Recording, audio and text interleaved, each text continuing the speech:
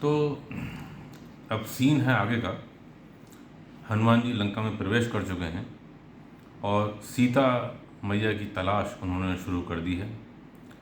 जगह जगह देख रहे हैं, हर तरफ जाके उनको देखना है, पता लगाना है कि सीता माता को रावण ने कहाँ छुपा कर रखा हुआ है, किधर है। घर घर में जाकर झांक कर देखते हैं, यहाँ तक कि वो एक बार रावण के महल में भी घुस जाते हैं रात के समय में, पता लगाने की क्या यहाँ तो नहीं है। आखिरकार उनको सीता माता नहीं मिल पा रही। तब ऐसे में उन्हें एक ऐसा घर दिखाई देता है जो बाकी घरों से डिफरेंट है। उसका पैटर्न, उसकी डिज़ाइनिंग बाकी घरों से अलग है। उस पर राम नाम लिखा हुआ है और उसकी थोड़ा डिसेंसी उसके डिज़ाइनिंग में दिखाई दे रही है। अब वो सोच रहे हैं कि ये भला राक्षसों की नगरी है, हर तरफ राक्षस हैं, अलग तरह का सबका एक घर का पैटर्न है, ये अलग, ये डिफरेंट क्यों है, क्या है। और तभी विभीषण जो उस घर में रहते थे वो जग जाते हैं और किसी काम से, नॉर्मली जैसे शाम रात के समय आदमी आता है, आए और भगवान का नाम लिया। तो इससे हनुमान जी को एक आइडिया लगा कि ये भी शायद राम भक्त जैसा मुझे प्रतीत हो रहा है और एक सज्जन प्रवृत्ति का आदमी मुझे दिख रहा है। अब यहाँ पर जो एक चौपाई आई हुई है वो चौपाई है जिससे हम सबको एक लाइफ लॉन्ग लेसन मिलता है, लाइफ चेंजिंग लेसन मिलता है, जिसकी तरफ हमारा ध्यान नहीं जा पाता है। मुझे भी ये चौपाई बचपन में सुनाई गई थी, लेकिन जो पार्ट इसका ज़्यादा हाईलाइट किया जाता है वो ये है कि साधु से होए ना कारज हानि। आप लोगों ने भी शायद कई लोगों ने सुना हो, साधु से होए ना कारज हानि, कि सज्जन प्रवृत्ति के लोग जो होते हैं उनसे आपके काम को, वो आपके काम को बिगाड़ते नहीं हैं। यही वाला पार्ट मोस्टली हाईलाइटेड होता है। लेकिन मैंने जब रामचरितमानस को पढ़ा तो जब इसकी मुझे पूरी मेरे सामने चौपाई आई तो आई वॉज सरप्राइज्ड कि ये जो इसका फर्स्ट पोर्शन है इस चौपाई का, उसकी तरफ क्यों किसी का ध्यान नहीं जाता है या क्यों किसी का ध्यान नहीं दिलवाया जाता है। चौपाई मित्रों वो ये है कि विभीषण कहते हैं, सॉरी, हनुमान जी अपने मन में ये सोचते हैं कि इन संग हट करी हऊ पहचानी, साधु से होए ना कारज हानि। जरा सोचिए, हनुमान जी को पूरी लंका में कोई ऐसा क्लू नहीं मिल पा रहा है जो उनकी हेल्प कर पाए सीता माता तक पहुंचने में। और ऐसे में उनको एक क्लू दिखता है, एक व्यक्ति ऐसा उनके माइंड में आता है कि शायद ये व्यक्ति मेरी हेल्प कर पाएगा सीता माता तक मुझे पहुंचाने में। तो कैसे अपने काम को करें, तो वहाँ पर काम करने का तरीका बताया हुआ है। इन संग हठ करी हऊ पहचानी, इनके साथ हठ करी हऊ, जबरदस्ती करके, जिद करके अपनी जान पहचान बढ़ानी है, तब मेरा काम हो पाएगा। Dear friends, this is a life changing lesson which is given in Ramcharitmanas. ऐसे ऐसे बहुत सारे लेसन्स हमारे ग्रंथों में, शास्त्रों में, हमारे पौराणिक कथाओं में भरे पड़े हैं, लेकिन हमारा ध्यान अभी तक उस तरफ गया नहीं।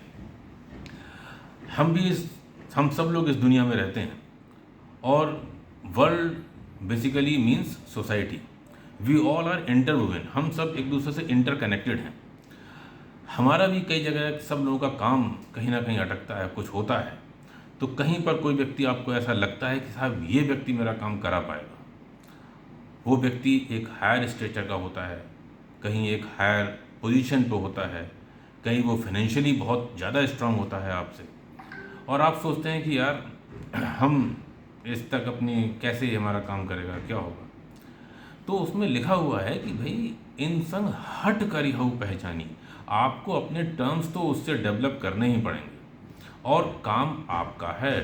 टर्म्स डेवलप करने के लिए पेन भी आप ही को लेना है। वो अपनी तरफ से पेन नहीं लेगा क्योंकि उसका थोड़े काम है, काम तो आपका है।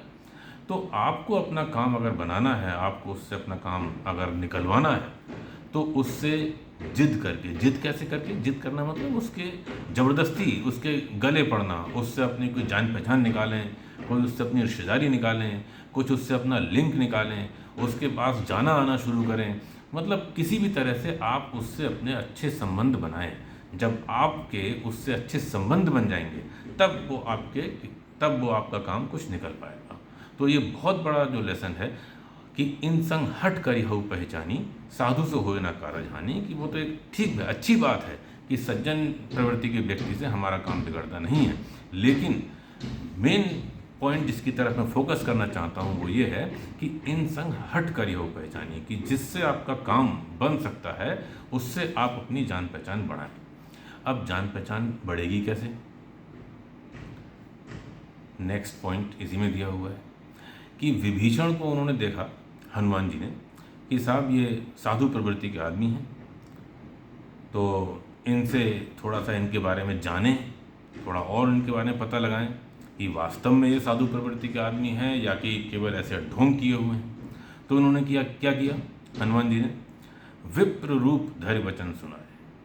सबसे पहले अपना गेटअप चेंज किया, अपना फॉर्म चेंज किया। यानी जिस व्यक्ति से हमें टर्म्स डेवलप करने हैं, पहले हमें अपने आप को उसके जैसा बनाना होगा।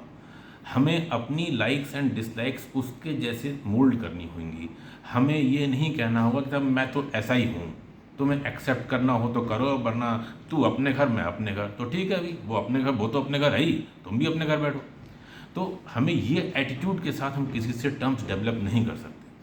अगर हमें टर्म्स डेवलप करने हैं तो हमें उसके अकॉर्डिंग, उसके लाइक्स और डिसलाइक्स हैं, जो वो चाहता है, उसके अकॉर्डिंग बनकर उसके सामने आना होगा।